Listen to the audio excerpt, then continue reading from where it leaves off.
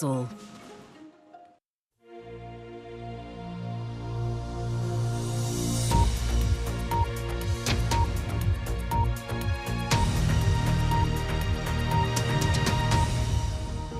Good afternoon. Israel's government has given final approval to the ceasefire and hostage release deal with Hamas. Qatari mediators say it will come into effect on Sunday at 8:30 in the morning local time. That's 6:30 UK time. The Israeli approval came after hours of discussions that continued late into the night. In phase one of the deal, over the next 6 weeks, 33 Israeli hostages are to be freed. 95 Palestinian prisoners will also be released, and humanitarian aid will be allowed into Gaza. Subsequent phases will include more hostage and prisoner releases and eventually the long-term reconstruction of Gaza. From Jerusalem, here's John Donnison. A new dawn in Gaza. And for the homeless and the hungry, finally, some hope. We hope, by the name of God, that today is the last day of war. We hope that there won't be any violations of the ceasefire.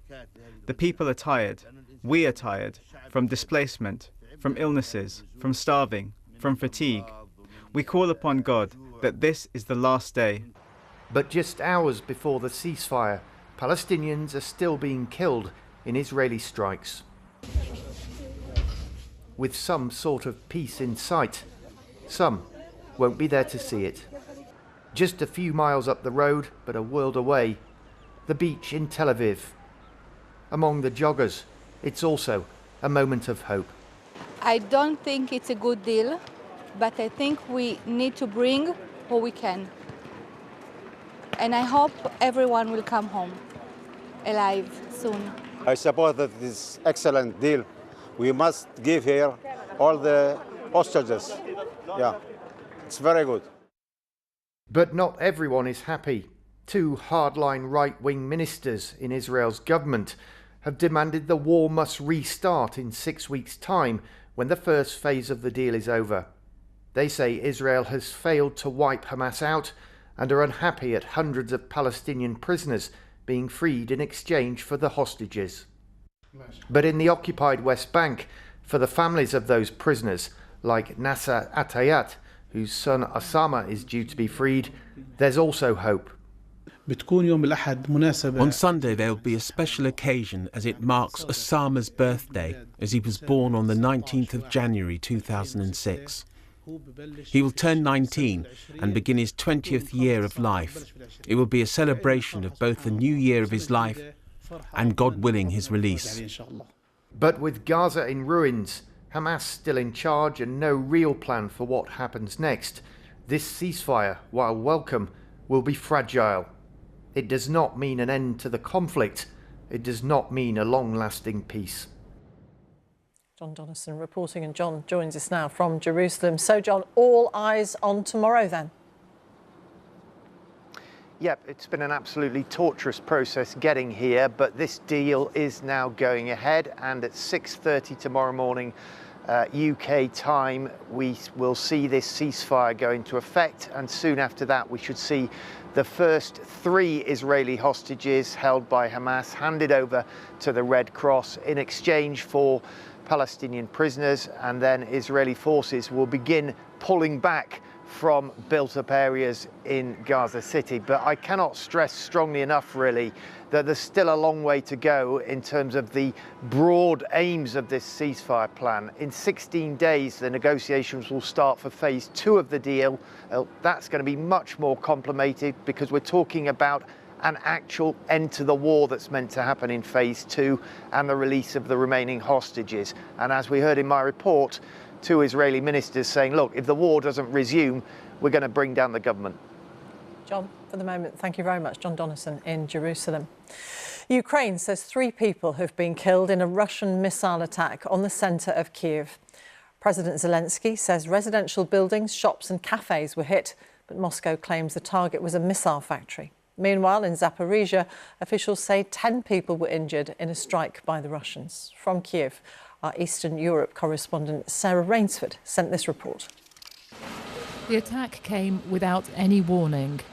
Russian missiles aimed at Ukraine's capital as most of the city was still asleep. 2 of the dead were a couple killed in their car. By daylight, the destruction was even clearer. This business centre, damaged before, is now just a shell. At a dental clinic, they were salvaging anything still intact, which isn't much here.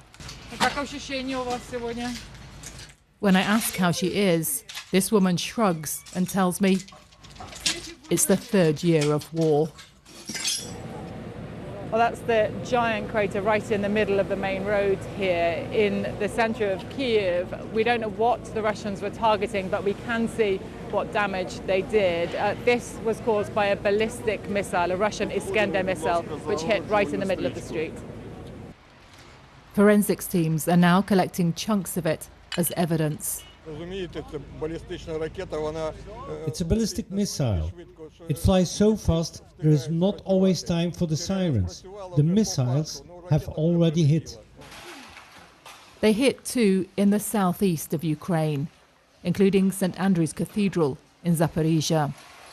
And none of this is an escalation of war. It's a reminder that the attacks across this country have never stopped. Sarah Rainsford, BBC News, Kyiv. Dozens of British Transport police stations could close due to a funding shortfall, the force has warned. Rail unions fear that up to 300 jobs, about a tenth of the workforce, could also be under threat. Our business correspondent Mark Ashdown is with me. And this comes, Mark, at a time when the force is busier than ever. Yeah, that's right. They've got about 3,000 officers across the railways who police in England, Scotland, Wales and the London Underground as well. But official figures show there's been a big rise in the number of injuries to passengers over the past year. Also, the number of assaults and cases of harassment as well. But as you say, the budget is under pressure. Funding, we understand, will increase by 4.6% next year. But the Guardian newspaper reporting today, the BTP says that leaves a shortfall of £8.5 million. Now, I've spoken to them. They've not pushed back on that figure, nor the possibility that up to 17 stations then could be under threat of closure. The union, the TSSA, fears about 300 jobs could be under threat, a tenth of the workforce. BTP says they're working quickly to develop plans, but inevitably they may have a smaller workforce and fewer stations. The government, though, says they're focused on ensuring funding supports the continued safety of passengers. Mark, thank you very much, Mark Ashdown. Thousands of homes in Conwy in North Wales are facing a weekend without water due to a burst pipe, although supplies are starting to return to some customers. An estimated 40,000 homes are thought to have been affected by the incident in Dolgarrog.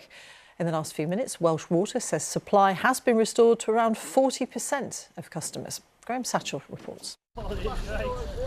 It's been a difficult few days for thousands of people in North Wales, residents forced to collect bottled water after their main supply was cut off. There are now 4 different collection points and a small army of volunteers helping people to stock up. No water. The lack of water has created havoc for businesses and care homes. This club for the elderly in North Wales was forced to shut its doors. The water stopped on Wednesday after what's been described as a catastrophic failure. A large boulder struck the mains pipe 10 metres underground. The pipe has now been fixed, but water is being reintroduced to the network slowly. We're now refilling the system. I'm glad to say that a number of communities directly downstream from the treatment works in the burst, Conwy, Dolgarrog, Trevorrow, Llanrwst, Eglwys Bach and a few others are now coming back into water. We are doing this as a controlled operation. The last thing we want now are further bursts on the system. The affected network is more than 500 miles long and includes 14 underground storage tanks. Wales Water says it could take until tomorrow before everyone's water is back on. So for the time being, thousands of people are still queuing for their supply. Residents have been told they will get compensation and have been warned their water may be discoloured when it first comes back. Graham Satchell, BBC News. Raids to detain and deport migrants living in the United States without permission could begin on Tuesday, the first full day of Donald Trump's new administration. Mr. Trump has said that he will oversee the largest deportation program in US history. The threat comes from the president-elect's border czar, Tom Homan. The New York Times and the Wall Street Journal say operations could begin in Chicago, where there's a large migrant population. Well, on Monday, Donald Trump will be sworn in as US President. The inauguration will take place indoors due to the freezing weather. And you can watch it here on the BBC from the warmth of your own home. I, Donald John Trump, do solemnly swear. It's always nice to win. And will, to the best of my ability, make America great again. Preserve, protect, and defend. I raised my right arm and started shouting, fight, fight, fight. So help me God. Congratulations, Mr. President. Join us Monday for live coverage of President Trump's inauguration on BBC News from midday, with a special programme from 3:30 on BBC One and on iPlayer. Marches are taking place across more than 20 UK cities in support of women's rights by groups who say there's been a rise in misogyny and violence against women and girls. One protest is taking place in Liverpool. Our correspondent Mairead Smith is there. Mairead. Yes, good afternoon. You join me in Liverpool. The march has just got underway from St George's Hall. At the plateau behind me is where there were speeches from 12 o'clock today. Hundreds of people gathered here, men, women and children, in support of this cause. And you say it is taking place across the UK, not just here in Liverpool, 21 locations in total, including Cardiff, Edinburgh, and also in Belfast in Northern Ireland. And in England, we have pictures as well from Newcastle. Pictures will be coming in later today from other areas as well, where hundreds of people wanted to be part of this march. And this is because of a rise in violence against women and girls. Figures show that since 2018, there has been a rise of around 37%. So this clear message from here in Liverpool today is hoping to reach people across the country to try and bring an end to violence against women and girls. Right, thank you very much, Mairead Smith in Liverpool. That's all from me. Plenty more on the BBC News website. Next news on BBC One is at 5:30. Bye for now.